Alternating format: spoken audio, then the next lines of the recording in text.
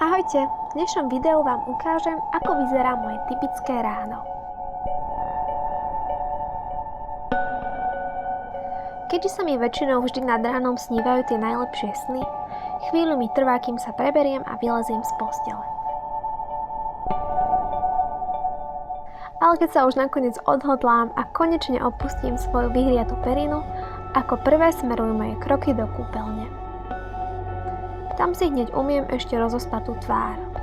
V poslednom čase som si veľmi obľúbila čistiace mlieko od značky Cetaphil, ktoré používam každé ráno a potom ešte aj večer na odlíčenie. Jednoducho ho vmasírujem do suchej pokožky, dôkladne zmyjem studenou vodou a následne tvár jemne osuším. Tento rituál ma ráno zaručene osvieži a naštartuje do nového dňa. Po umytí prichádza čas na hydratáciu. Tento hydratačný krém sa rýchlo vstrebáva a je aj skvelým podkladom pod make-up. No a po všetkých týchto procedúrach sa môžem konečne vrhnúť na svoje obľúbené jedlo – raňajky. Priznám sa, že bez nich nie som schopná normálne fungovať.